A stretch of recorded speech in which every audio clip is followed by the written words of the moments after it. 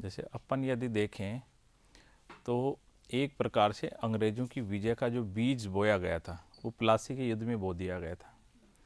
उस बीज को वास्तव में जड़ मिली पानीपत के तीसरे युद्ध से, और उसको पकने का समय दिया बक्सर के तीसरे युद्ध ने।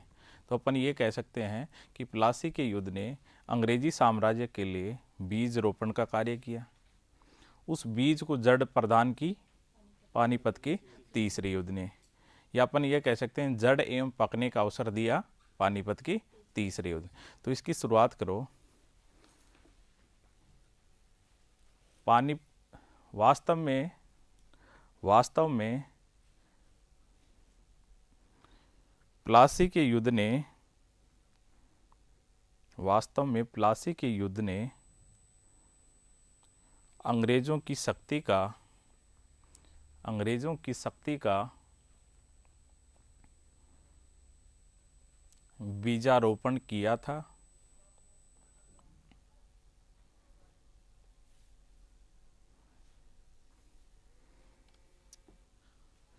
वहीं पानीपत के तीसरे युद्ध ने उस बीज को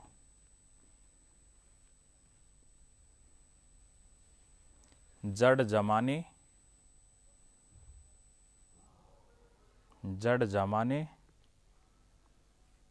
एवं पकने का अनुकूल अवसर दिया। जड़ जमाने का एवं पकने का अनुकूल अवसर दिया।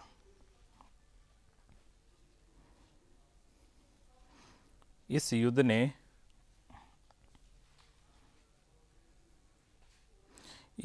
ने भारत के भाग्य का निर्णय कर दिया।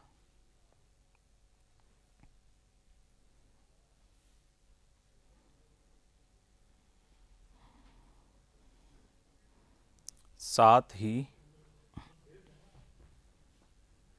इस युद्ध ने भारत के भाग्य का निर्णय कर दिया। साथ ही मराठों के अखिल भारतीय शक्ति बनने के सपने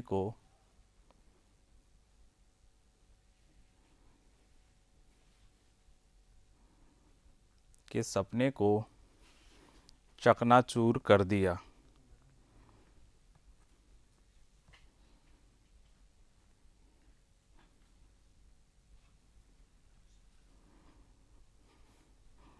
इस युद्ध से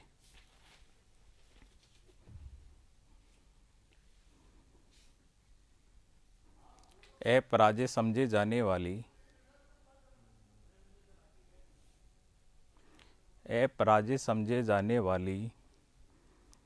मराठा सेना के प्रतिष्ठा तथा मनोबल में कमी आई।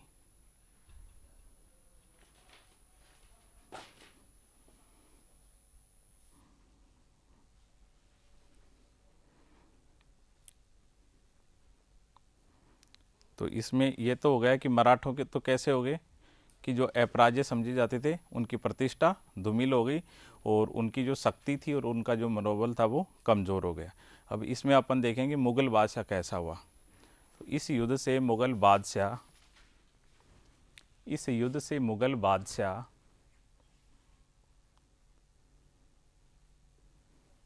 की दुर्बलता भी जगजाहिर हो गई।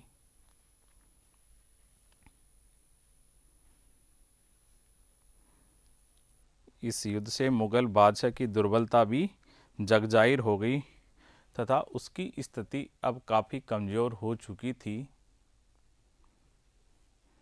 तथा इस युद्ध से उसकी स्थिति काफ़ी दुर्बल या कमज़ोर हो चुकी थी।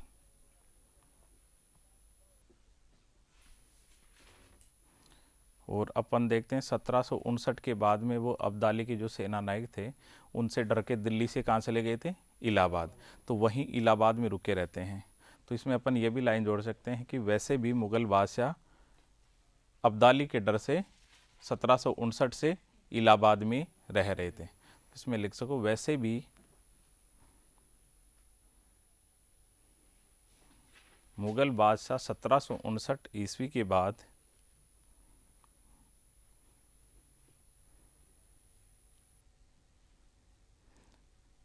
अब्दाली के डर से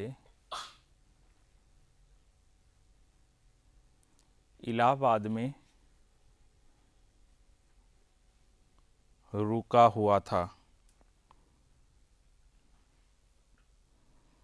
फिर इलाहाबाद में वो रुके हुए थे, वहीं पे अवध का नवाब शुजाउद्दौला था और तीसरा कौन आ गया था, मीर कासिम बख्तियार आ गया था।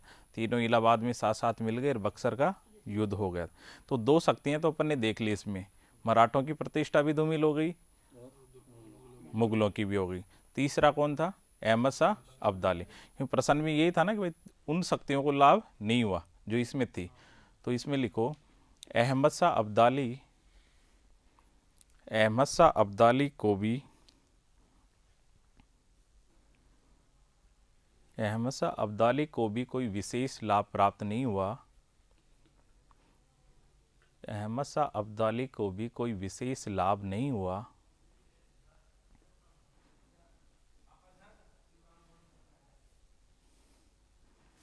क्योंकि वह अपने मुख्य उद्देश्य, क्योंकि वह अपने मुख्य उद्देश्य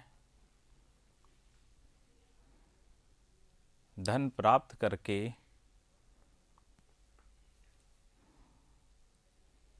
वापस चला गया।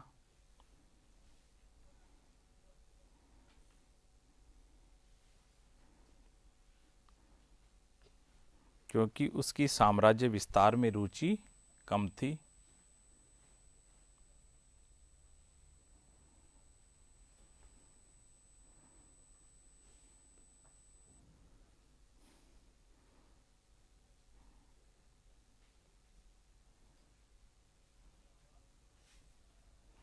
अतः कहा जा सकता है कि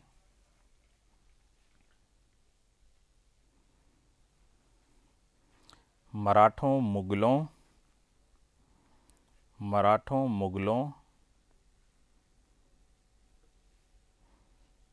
तथा अब्दाली को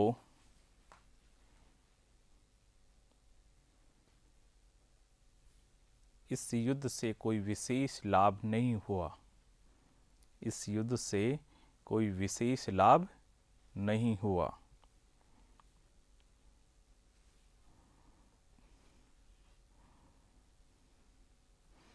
तो अपन इस प्रश्न को अपन ने देखा था, तो दो भाग थे। पहला भाग क्या था कि भारत पर कौन राज करेगा, बल्कि ये सिद्ध किया कि कौन राज नहीं करेगा। तो उस पोर्शन को तो अपन ने ले लिया, आधा प्रश्न हो गया। तो बाकी आधा प्रश्न साइलेंट फीचर है, तो वो कह रहा है कि फिर कौन करेगा, तो वो भी तो अपने को पूरा करना है। उत्तर को देखते हो रहे हैं ना, कैसे डिवाइड करते हैं, कैसे अपन कर रहे हैं, ताकि एक पूरा होलिस्टिक अप्रोच में रहेगा तो उत्तर में अपने को पूरे नंबर मिलते हैं। तो फिर वास्तव में अपन ने इसके परिणामों की समीक्षा करें तो फायदा किसको हो रहा था, अंग्रेजों को। तो इसमें लिखो इस युद्ध के परिणामों पर, इस युद्ध के परिणामों की समीक्षा करने पर, इस युद्ध के परिणामों की समीक्षा करने पर यह परिलक्षित होता है कि, यह परिलक्षित होता है कि इस युद्ध का लाभ वास्तव में, इस युद्ध का लाभ वास्तव में उस शक्ति को हुआ जो युद्ध भूमि में थी ही नहीं, जो युद्ध भूमि में थी ही नहीं।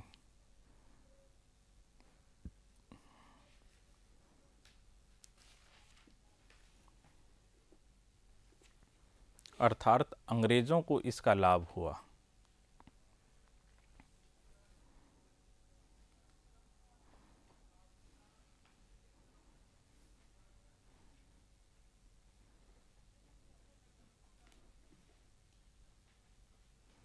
यह कहना गलत न होगा कि यह कहना गलत न होगा कि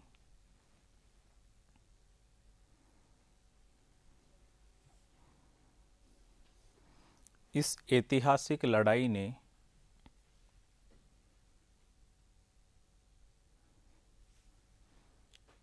अंग्रेज़ों के भारत में उत्थान के लिए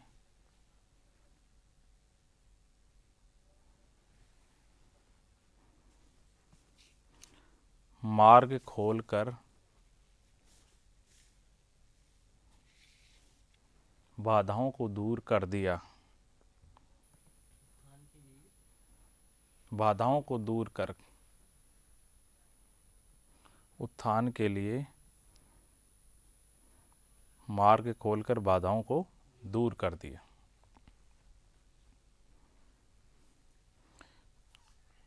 1760 के बाद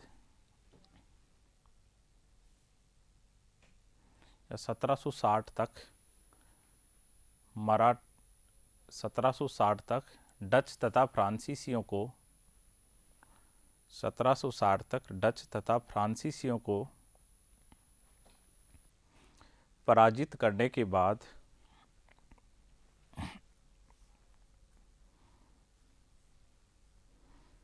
अंग्रेज़ों के समक्ष भारत में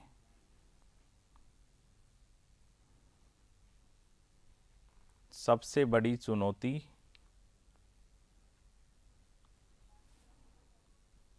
मराठे थे।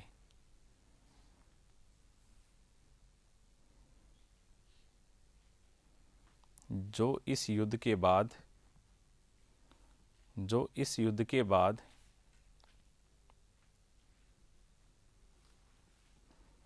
अंग्रेज़ों को प्रत्यक्ष चुनौती नहीं दे सकते थे,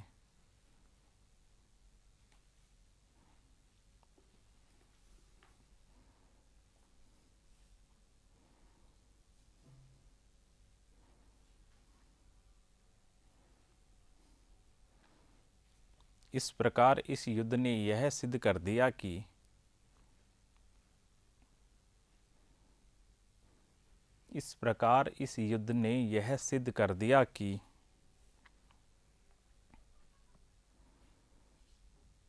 कि भारत पर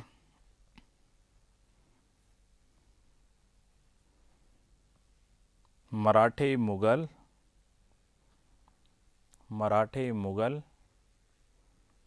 तथा अब्दाली शासन नहीं करेंगे।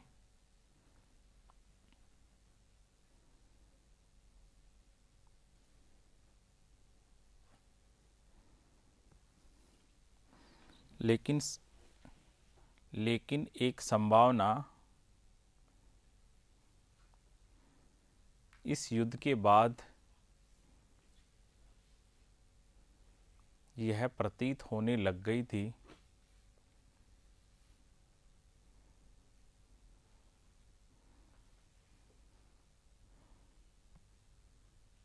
कि अब देश की सर्वोच्च शक्ति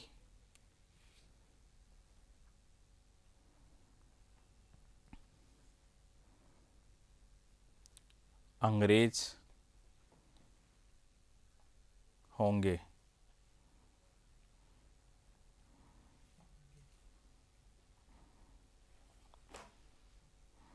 तो ये हो गया। अब इसका कैसा भी प्रश्न आए आप इसमें आसानी से लिख सकते हो। अब उसके बाद में अपन पेशवा देखेंगे। कौन पेशवा थे?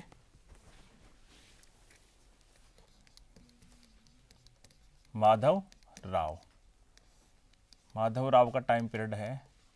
हाँ देखो इसमें क्या हुआ, जब युद्ध के परिणामों की सूचना पेशवा को मिली बालाजी बाजीराव, तो बालाजी बाजीराव हार के परिणाम सुन के ही सुधार गए, ऊपर चले गए। तो इसमें लिखो युद्ध के नोट लास्ट में लिख लो कि युद्ध के परिणामों की सूचना मिलते ही युद्ध में हार के परिणामों की सूचना मिलते ही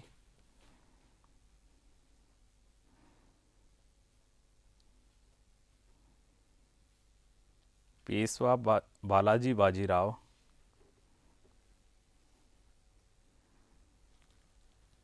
की मृत्यु हो गई।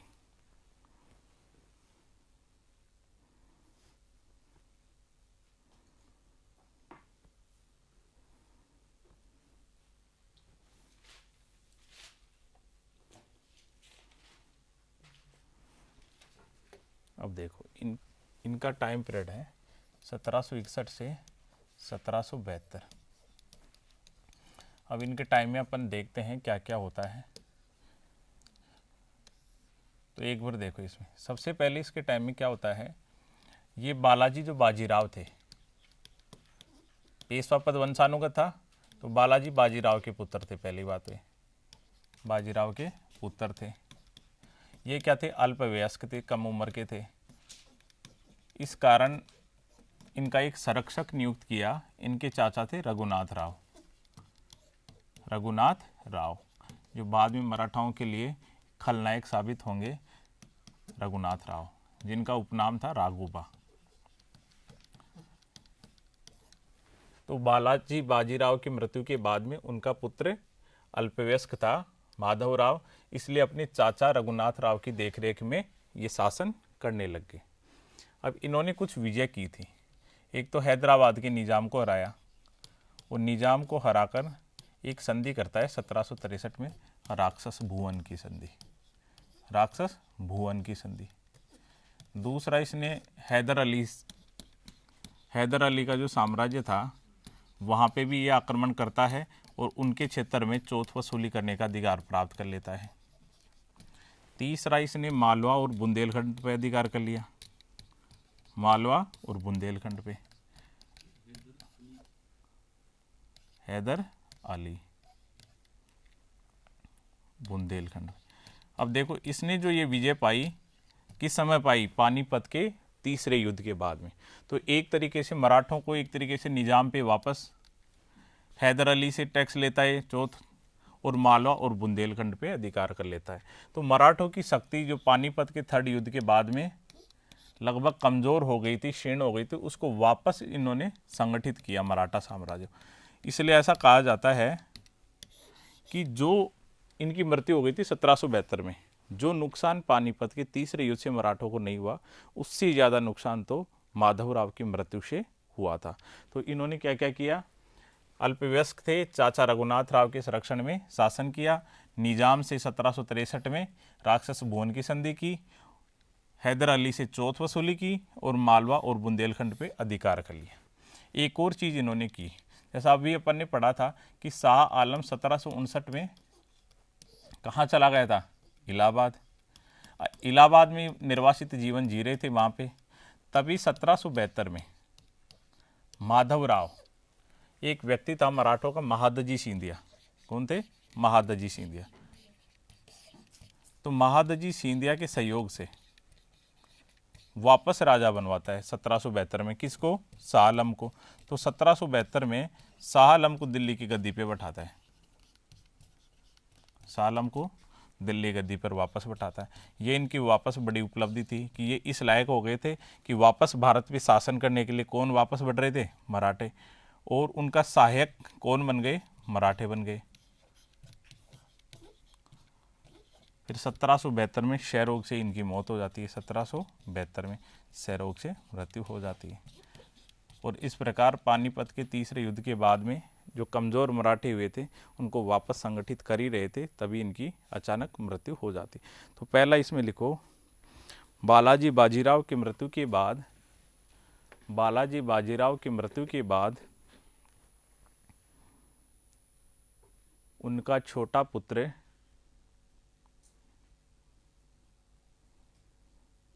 माधवराव प्रथम, ये थे माधवराव प्रथम।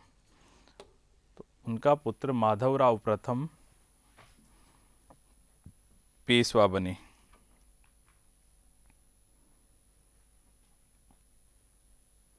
अगला पॉइंट लिखो, अल्पवयस्क होने के कारण अपने चाचा रघुनाथ राव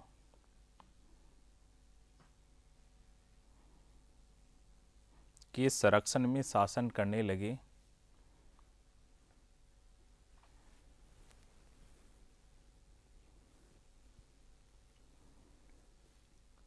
1763 में हैदराबाद के निजाम 1763 में हैदराबाद के निजाम को पराजित करके राक्षस भुवन की संधि की, राक्षस भुवन की संधि की।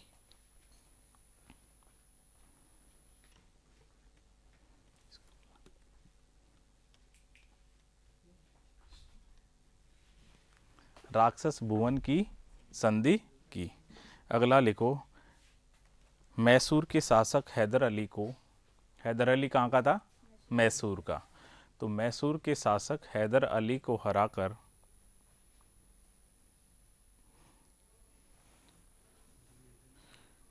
मैसूर के शासक हैदर अली को हराकर चौथ वसूली की, चौथ वसूली की। अब ये चौथ और सरदेश मुखी ये क्या थे? ये आपको मध्यकाल वाले में पढ़ाएंगे अच्छे से। किसी को पता है क्या है? पड़ोसी राज्य से वो आर्य राज्य से 1/4 और 1/10 कर वसूल किया जाता था। सरदेश मुखी तो क्या होता था, देखो मैं इसमें बता दूं। एक शब्द है देश, देश कहते थे गांव को, और देश मुखी हो गया गांव का हेड। ये तो ये गांव का हेड हो जाता था। अब शिवाजी ने क्या कहा कि हम सबके सरदेश मुखी, सबसे हेड। सर एक अपन जानते प्रत्यय है, उपसर्ग है, और उसका मतलब होता है सर्वोच्च, है ना। तो सर्वोच्च जो सबसे प्रमुख हेड हो। इन्होंने कहा कि ये पूरा साम्राज्य है, इसमें जो जनता रह रही है, जैसे अपन टैक्स क्यों देते हैं अब, कि भाई अब जैसे अपने देश में रह रहे हैं, अपन व्यापार कर रहे हैं, यहाँ के संसाधनों का यूज कर रहे हैं, बदले में सरकार अपने को क्या दे रही है? सुरक्षा दे रही है। तो सरकार सुरक्षा कैसे देगी? अब सरकार खुद तो कमाने जाती नहीं है कहीं पे कि भाई सरकार नौकरी करने जाए और उसके पैसे से अपने को सुरक्षा दे। तो सरकार ने क्या कहा कि आप हमें कुछ कर दो, उस कर के बलबूते हम आपको क्या देंगे? सुरक्षा देंगे। यही शिवाजी ने कहा कि हम आपको सुरक्षा दे रहे हैं, इस सुरक्षा के बलबूते हमें आप क्या दोगे? कर दोगे। तो ये सरदेश मुखी उस रूप में लिया जाता था कि हम आपको सुरक्षा दे रहे हैं, उस सुरक्षा के बलबूते आप क्या दोगे? हमें कर दोगे। उसको तो सरदेश मुखी कहा। अब चौथ क्या था? चौथ के बारे में अलग अलग इतिहासकार अलग अलग चीज़ कहते हैं। फिर भी लगभग एक मान्यता ये है, यदि किसी बाहरी अन्य राज्य पे आक्रमण करके उसको जीत लेते थे तो वहाँ लिया जाता था, लगभग ये था 1/4% के बराबर था। ये अपन बाद में देख लेंगे, जो मध्यकाल में अपन पढ़ेंगे शिवाजी का, वहाँ पे इनकी मराठों की इनकी अपन पढ़ेंगे, वहाँ पे देख लेंगे। तो इसमें आगे लिखो अगले पॉइंट में, मालवा तथा बुंदेलखंड पर, मालवा तथा बुंदेलखंड पर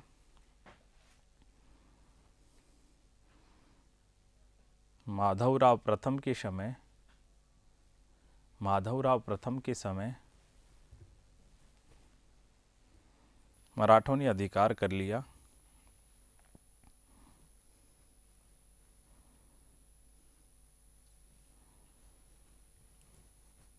(1772) में इन्होंने क्या किया था? महादजी सिंधिया के साथ वापस मुगल बादशाह शाह आलम द्वितीय को दिल्ली की गद्दी पे बैठाते हैं और मराठों को उसका सहायक घोषित कर देते हैं। तो लिखो 1772 में महादजी सिंधिया की सहायता से, 1772 में महादजी सिंधिया की सहायता से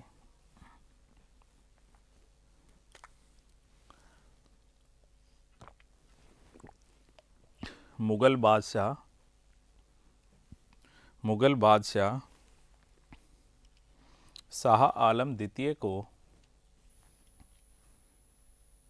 दिल्ली की गद्दी पे पुनः बैठाता है।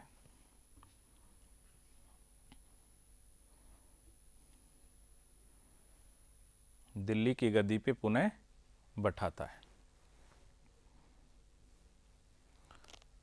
मराठों को बादशाह का सहायक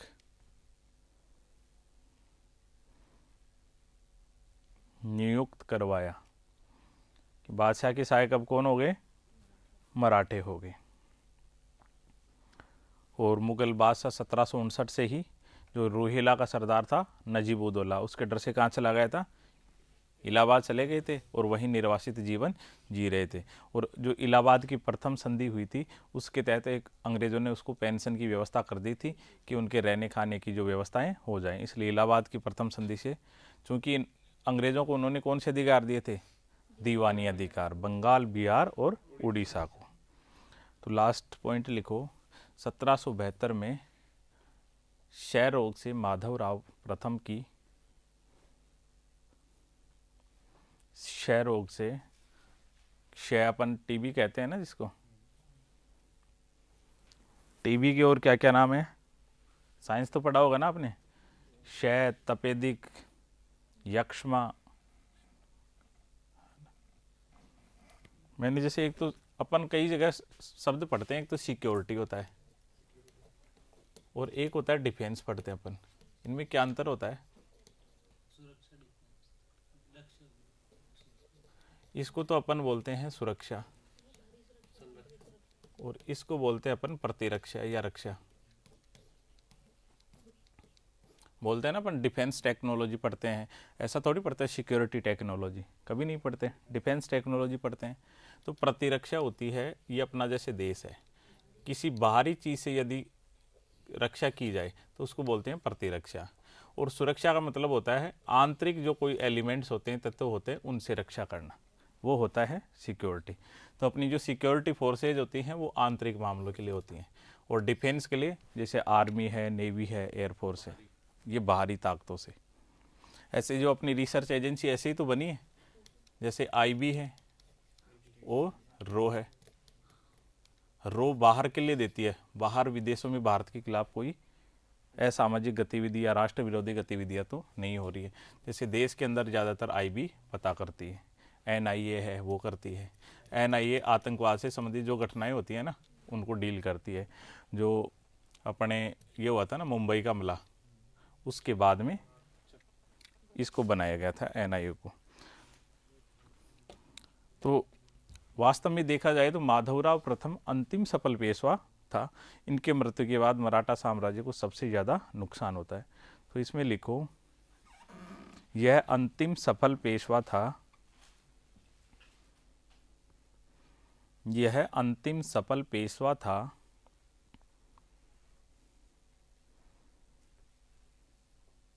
जिसने पानीपत के तृतीय युद्ध से, जिसने पानीपत के तृतीय युद्ध से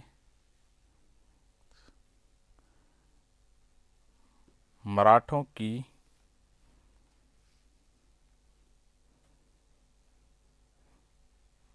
कमजोर हुई शक्ति को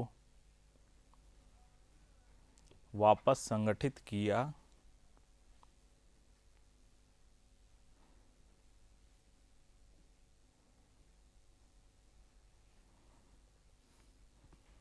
इनकी मृत्यु पर ग्रांड डफ ने लिखा है, एक अंग्रेज इतिहासकार था जिसने मराठों का सबसे ज़्यादा इतिहास, पहला इतिहास एक तरीके से उन्होंने लिखा है, ग्रांड डफ।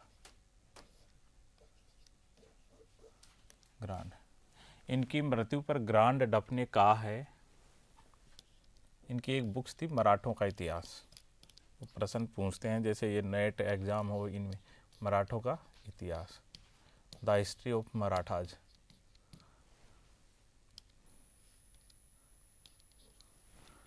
तो इनकी मृत्यु पर ग्रांड डफ ने लिखा है, मराठों को जितना नुकसान पानीपत के मैदान में नहीं हुआ, मराठों को जितना नुकसान पानीपत के मैदान में नहीं हुआ, उससे अधिक पेशवा की मृत्यु पे हुआ। अब देखो अपन देखते हैं, बालाजी बाजीराव थे, बालाजी बाजीराव का भाई कौन था, रघुनाथ राव।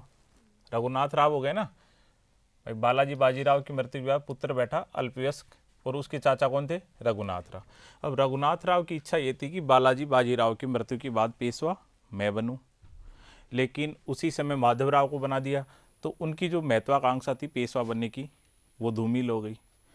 लेकिन जब माधवराव की 1772 में असामयिक मृत्यु हो गई तो उसके बाद उनकी महत्वाकांक्षा वापस जा गई कि मैं फिर पेशवा बनूं। लेकिन उसी समय मराठों के जो संघ ने थी वो वापस एक पेशवा बना दिया। वो पेशवा कौन बना? नारायण राव। तो अगला पेशवा लिखो नारायण राव।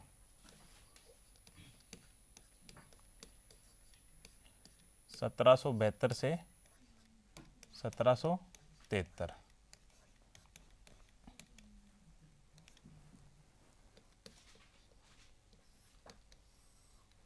देखो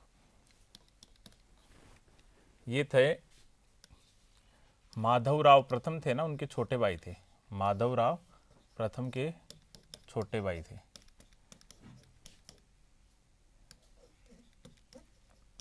इनकी हत्या कर दी रघुनाथ राव ने। रघुनाथ राव खुद पेशवा बनना चाहते थे, इसलिए रघुनाथ राव ने इनकी हत्या कर दी और हत्या करके रघुनाथ राव स्वयं पेशवा घोषित कर दिए। तो इनका जीवन काल 1 साल में ही समाप्त हो गया। तो नारायण राव में लिखो 72 से 73 लिख लो। माधवराव प्रथम की मृत्यु के बाद, माधवराव प्रथम की मृत्यु के बाद उनके छोटे भाई नारायण राव पेशवा बने।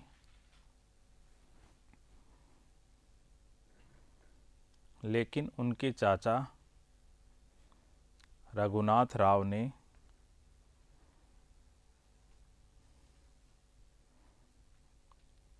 इनकी हत्या कर दी।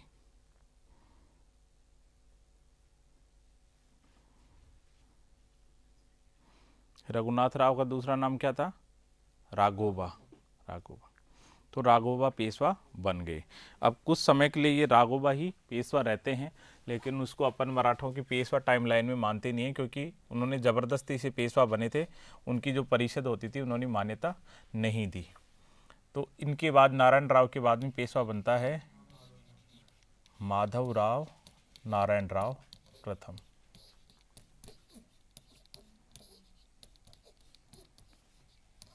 इनका टाइम पीरियड था 1774 से 1796 एडी तक। अब हुआ क्या, ये पुत्र थे नारायण राव के, इनके पुत्र थे। और ये पुत्र हुए भी कब थे? जब इनकी मृत्यु हो गई थी। फिर इनको पेशवा किसने घोषित करवाया? अब जब रघुनाथ राव ने स्वयं को पेशवा घोषित किया तो महाराष्ट्र में एक भी सरदार ऐसा नहीं था जिसने रघुनाथ राव का विरोध किया। लेकिन तभी एक व्यक्ति था, उसका नाम था बालाजी जनार्दन। बालाजी जनार्दन, बालाजी जनार्दन भाऊ। बाद में इसका नाम प्रसिद्ध हो जाता है। प्रसिद्ध नाम बना, बड़ा कूटनीतिज्ञ था, नाना फडणवीस। और मराठे के सबसे बड़े कूटनीतिक व्यक्तियों में से एक व्यक्ति था ये नाना फडणवीस। तो नाना फडणवीस ने क्या किया, जो नारायण राव था उनके पुत्र माधव नारायण राव को पेशवा घोषित करा दिया। और इन्होंने एक परिषद बनाई, 12 परिषद। 12। अब 12 परिषद इसका नाम क्यों था? क्योंकि इसमें जो 12 बड़े लोग थे मराठाओं के, तो 12 परिषद ने क्या किया, शासन स्वयं के हाथ में ले लिया। क्योंकि ये तो अल्पवयस्क थे, छोटे थे, इसलिए शासन किसने किया? 12 परिषद ने किया। तो इसमें लिखो रघुनाथ राव द्वारा स्वयं को पेशवा घोषित कर दिए जाने के बाद, स्वयं को पेशवा घोषित कर दिए जाने के बाद नाना फडणवीस के अधीन, नाना फडणवीस ब्रैकेट में लिख लेना, बालाजी जनार्दन भाऊ, बालाजी जनार्दन भाऊ,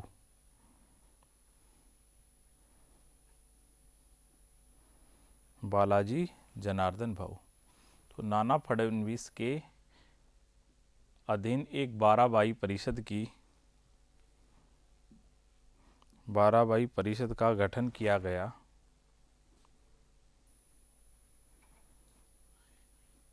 12 परिषद का गठन किया गया। तथा इस परिषद ने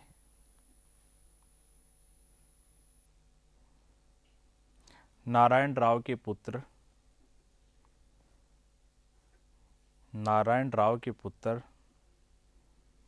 माधवराव नारायण राव प्रथम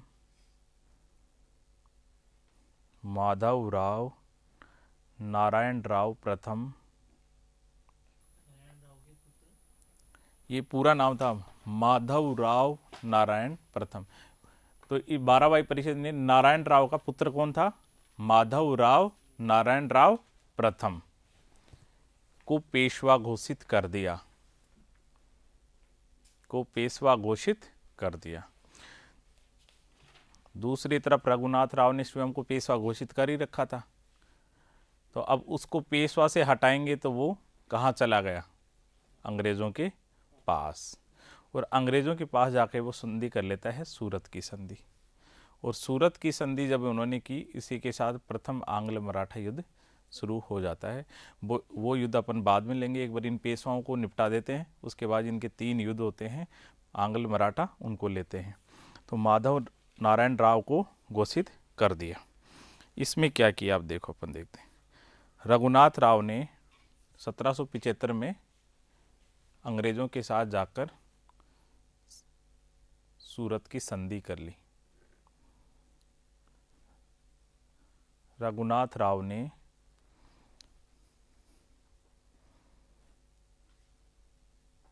1775 में अंग्रेज़ों से सूरत की संधि कर ली।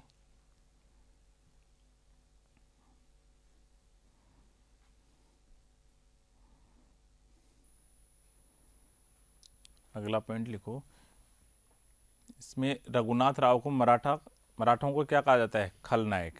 तो रघुनाथ राव को मराठों का खलनायक कहा जाता है, क्योंकि मराठे वास्तव में क्या थे? माधवराव के नियंत्रण में जब उसके शासन में थे तो वापस शक्तिशाली हो गए थे और इस स्थिति में आ गए थे कि वो अंग्रेज़ों का सामना कर सकते थे। लेकिन जब रघुनाथ राव अंग्रेज़ों के पास गया तो अंग्रेज़ों को एक मौका मिल गया मराठों के आंतरिक मामलों में हस्तक्षेप करने का, क्योंकि मराठों के 2 गुट बन गए, एक अंग्रेज़ों के पास रहता था और एक विपक्ष में रहता था, तो उनकी शक्ति आधी हो गई। इसलिए मराठों की शक्ति को वास्तव में सबसे ज़्यादा नुकसान पहुंचाया तो रघुनाथ राव ने पहुंचाया। बाद में एक और पेशवा बनेगा, वो रघुनाथ राव का बेटा बनेगा, उसने और ज़्यादा वही अंग्रेज़ों के पास चला गया, तो इसे मराठों का खलनायक कहा जाता है। बाद में क्या हुआ? धीरे धीरे नाना फडणवीस का बहुत ज़्यादा नियंत्रण हो गया था माधव राव पे, इसलिए माधव नारायण राव ने भी 1796 में आत्महत्या कर ली। तो लिखो, नाना फडणवीस के अत्यधिक नियंत्रण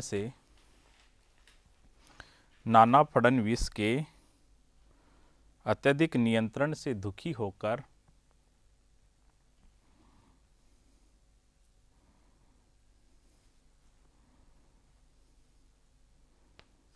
माधव नारायण राव ने, या लिख लो पेशवा ने आत्महत्या कर ली।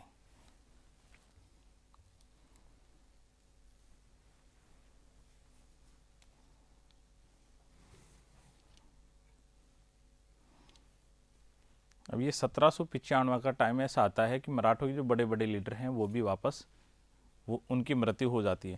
जैसे एक माधवजी सिंधिया था, इनका 1795 में माधवजी सिंधिया की मृत्यु हो जाती है, 96 में माधवराव मर जाता है और 1800 में नाना फडणवीस की भी मृत्यु हो जाती है।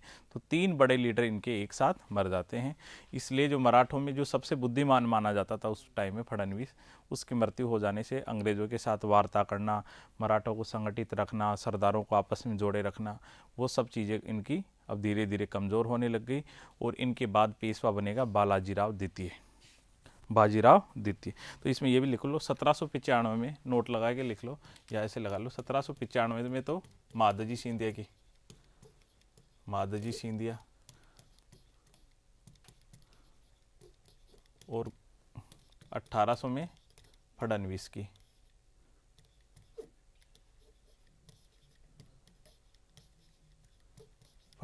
मृत्यु हो जाती है। 1800 में फडणवीस की मृत्यु हो जाती है। सर, ये जो एमपी के सिंधिया ये भी मराठा हैं क्या? ज्योतिरादित्य सिंधिया और माधवराव सिंधिया मराठा हैं क्या सर? ये परिवार, अब जितने भी ये मराठा परिवार थे उनमें अब सिंधिया ही बचा है। हाँ, ये सिंधिया परिवार ने तो, जैसे माधवराव सिंधिया था, उसने तो अटल बिहारी वाजपेयी को हरा दिया था 1984 का चुनाव जो हराया था। हाँ, माधवराव सिंधिया नहीं हराया बड़ा था, लीडर था। बहुत बड़े लीडर थे। माधवराव सिंधिया थे, राजेश पायलट थे, राजीव गांधी थे। इन तीनों की तिगड़ी रहती थी हमेशा। और ये अशोक गहलोत भी उसी हाँ, उसी टाइम पीरियड के हैं। तो ये लिखो, अब लास्ट पेशवा कौन बचे? बाजीराव द्वितीय।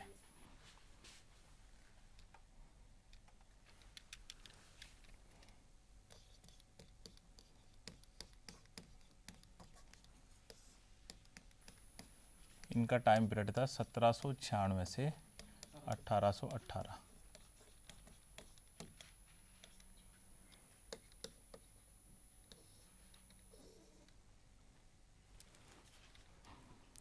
ये रघुनाथ राव के बेटे थे। किसके बेटे थे? राघोबा जो रघुनाथ राव है उस उनके बेटे थे। तो ये रघुनाथ राव के पुत्र थे।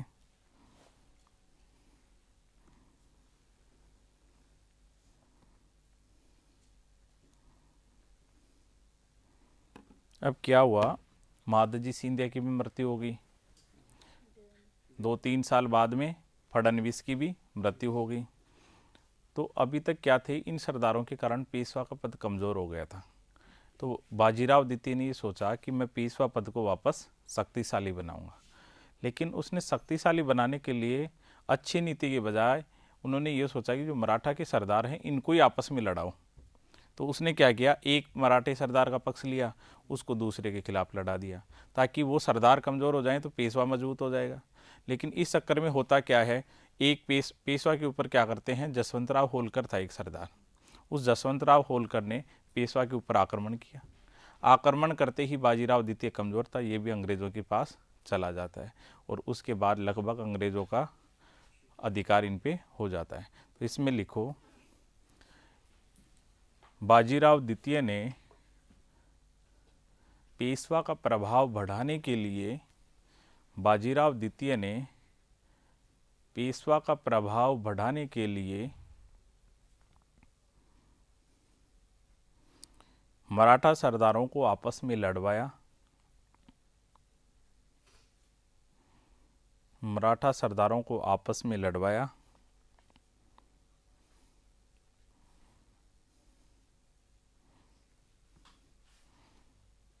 किस तरीके से लड़ाया, कौन लड़ा, वो अपन उसके युद्ध में देख लेंगे, द्वितीय आंग्ल मराठा युद्ध में।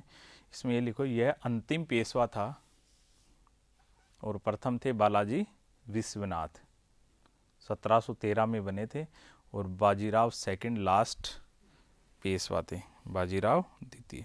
तो ये अंतिम पेशवा थे। और आंग्ल मराठा तीसरा युद्ध होता है, 1818 में ख़त्म होता है।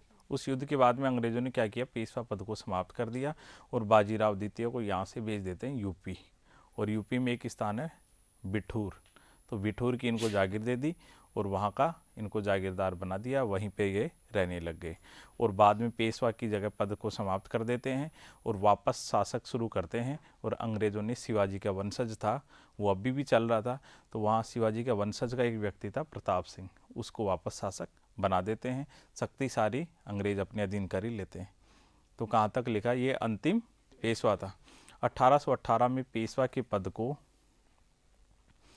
1818 में पेशवा के पद को समाप्त कर दिया गया। पेशवा के पद को समाप्त कर दिया गया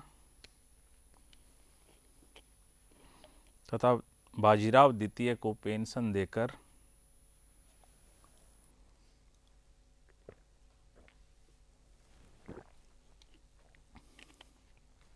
बिठूर भेज दिया गया।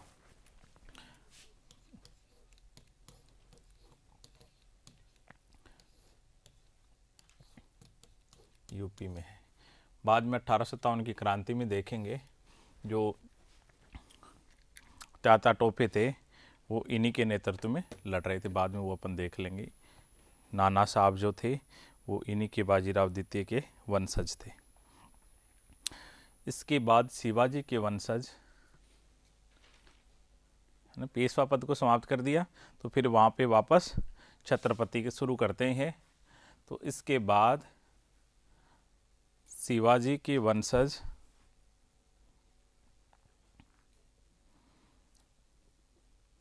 प्रताप सिंह को सतारा में छत्रपति बना दिया।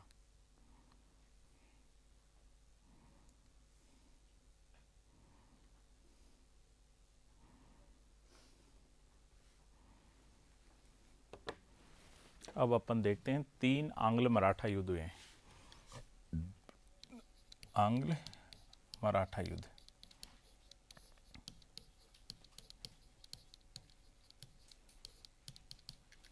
जिनमें पहला हुआ है प्रथम। इसका टाइम पीरियड है 1775 से 1782। इसका कारण क्या था? अपने देखा था कि नाना फडणवीस ने क्या किया,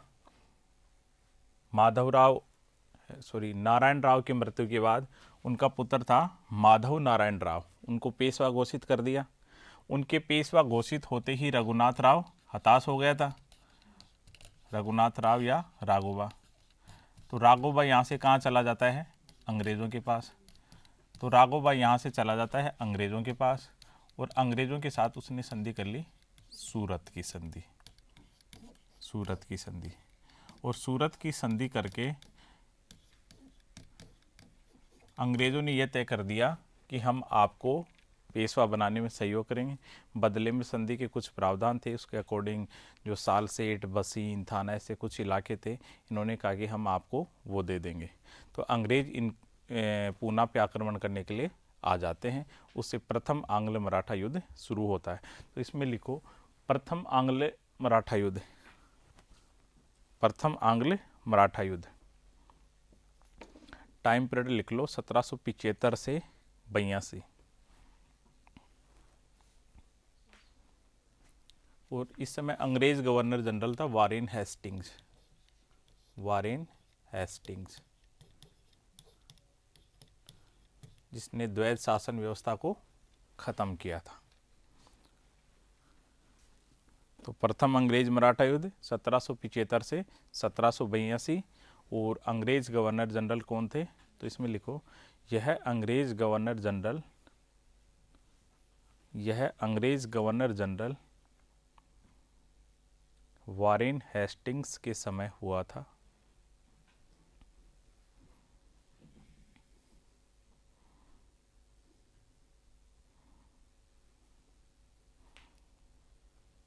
युद्ध का कारण लिखो। युद्ध का कारण, ये प्रश्न पूछते हैं, ये कॉलेज लेक्चर में आया था। प्रथम युद्ध का कारण क्या था? तो कारण लिखो रघुनाथ राव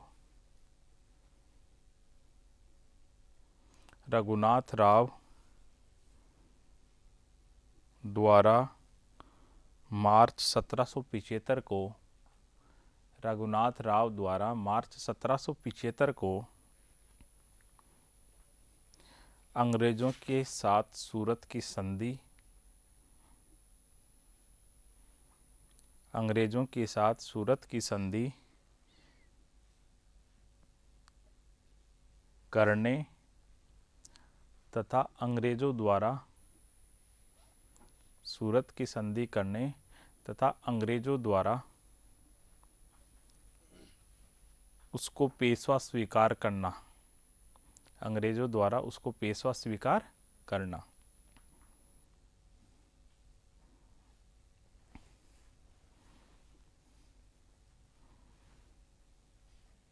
अब देखो उस समय भारत में जो 3 बड़े अंग्रेजों के केंद्र थे, दक्षिण में तो कौन था? मद्रास प्रेसिडेंसी थी ये, इनको प्रेसिडेंसी कहते थे, प्रेसिडेंसी। एक मद्रास, दूसरी थी बम्बई, उस समय बम्बई बोलते थे उनको, बम्बई हो गई, इसको मुंबई प्रेसिडेंसी कहते थे। और तीसरी प्रेसिडेंसी कौन सी थी? कलकत्ता। तो 3 प्रेसिडेंसी हुआ करती थी भारत में उस समय, कलकत्ता। इनमें जो सबसे ज़्यादा दर्जा था वो था कलकत्ता वाली का। अब राघोबा ने जो संधि की थी, कौन सी? सूरत की संधि। वो की थी बम्बई प्रेसिडेंसी के साथ, बम्बई प्रेसिडेंसी की। तो अब इसमें अपन देखते हैं सूरत की संधि लगाओ चैप्टर, सूरत की संधि। युद्ध इसी से शुरू होता है, इस संधि के कारण ही। तो इस संधि में क्या क्या प्रावधान थे? तो सूरत की संधि हुई थी मार्च 1775,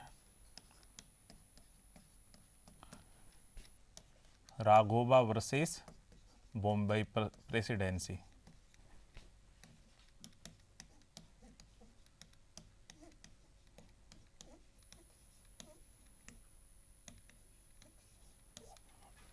राघोबा वर्सेस बॉम्बे प्रेसिडेंसी।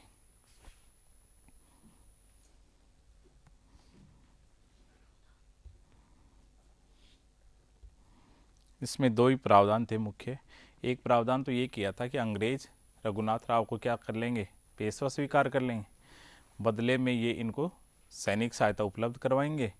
और मराठों को इन ये क्या है, 2-3 प्रदेश थे वहाँ पे, सालसेट था, एक बसीन था और एक थाना था। ये 3 बड़े उपजाऊ प्रदेश थे। तो ये तीनों उपजाऊ प्रदेश राघोबा किसको दे देगा? अंग्रेज़ों को। तो पहला प्रावधान ये था, अंग्रेज़ों ने रघुनाथ राव को पेशवा स्वीकार कर लिया। अंग्रेज़ों ने राघोबा को पेशवा स्वीकार कर लिया।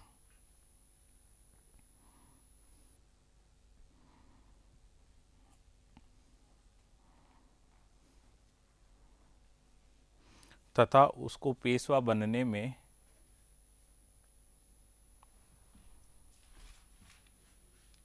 अंग्रेज 2500 सैनिकों की सहायता उपलब्ध करवाएंगे।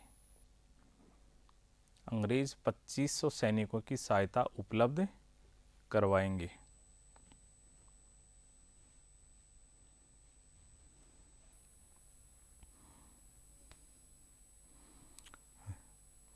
अगला पॉइंट लिखो, राघोबा ने अंग्रेजों को सालसेट,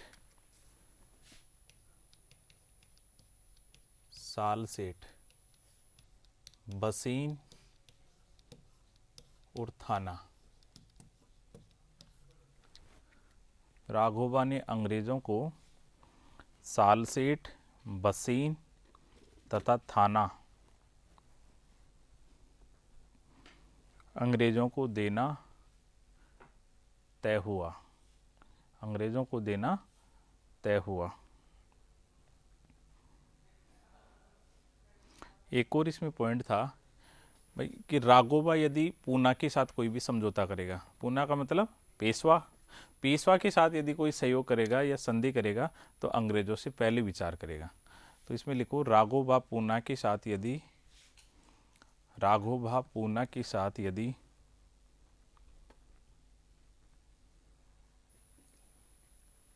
कोई समझौता करता है तो अंग्रेजों को भी उसमें शामिल करेगा।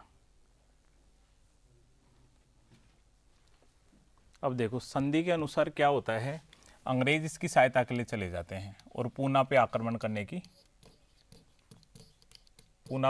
करने के लिए सेना चली जाती है। अब ये युद्ध किसकी अनुमति से हो रहा था? बॉम्बे प्रेसिडेंसी। लेकिन इसी समय क्या होता है, 1700 अपन पढ़ेंगे, एक्ट पढ़ेंगे, 1773 में एक एक्ट आया था, रेगुलेटिंग एक्ट। कंपनी पर पहली बार नियंत्रण के लिए कोई एक्ट आया था, तो रेगुलेटिंग एक्ट आया। उस एक्ट में ये किया कि जो बॉम्बे और मद्रास प्रेसिडेंसी है, उनके जो विदेशी मामले थे वो किसके अधीन आ गए? बंगाल प्रेसिडेंसी के अधीन आ गए। चूंकि सूरत की संधि बॉम्बे प्रेसिडेंसी और राघोबा के बीच हुई थी, तो ये एक तरीके से इनके बीच विदेशी मामला था, हुई 1775 में थी। इसलिए रेगुलेटिंग एक्ट के प्रावधानों के अनुसार इस संधि को निरस्त कर दिया। किसने? बंगाल प्रेसिडेंसी ने। तभी पूना पे आक्रमण के लिए इनकी सेना गई हुई थी। उस आक्रमण में क्या हुआ, मराठे और इनके बॉम्बे प्रेसिडेंसी के बीच युद्ध चल रहा था। तभी बंगाल प्रेसिडेंसी से हेस्टिंग्स कौन था इस समय? वारेन हेस्टिंग एक व्यक्ति को भेजता है, कर्नल था, कर्नल अपटोन। कर्नल अपटोन, कर्नल अपटोन जाता है पूना और एक संधि कर लेता है इनके साथ युद्ध खत्म करने के लिए, और वो संधि थी पुरंदर की संधि। पुरंदर की संधि वो होती है 1776 में, और वो संधि किसके बीच हो जाएगी? अपटोन और इधर से आ गया था फडणवीस। तो ये अपना अगली संधि देखेंगे इसमें। तो उसमें लिखो पुरंदर की संधि। संधि क्यों हुई थी? वो भाई बॉम्बे प्रेसिडेंसी ने की, लेकिन रेगुलेटिंग एक्ट के अकॉर्डिंग वो मान्य नहीं हो सकती थी, इसलिए फिर बॉम्बे प्रेसिडेंसी की जगह नई संधि करने के लिए बंगाल प्रेसिडेंसी ने कर्नल अपटोन को भेजा था। तो इसमें अगली संधि लिखो पुरंदर की संधि।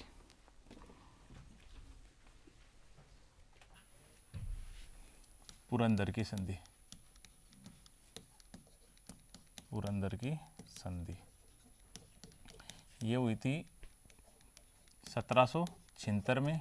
किसके बीच में हुई थी?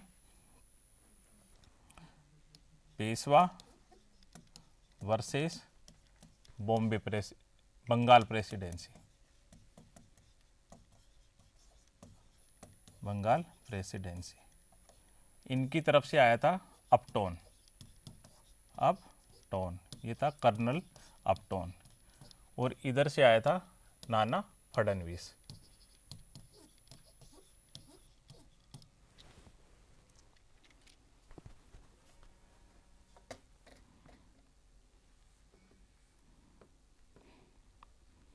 अब यहाँ से आगे अपन नेक्स्ट देखते हैं। अब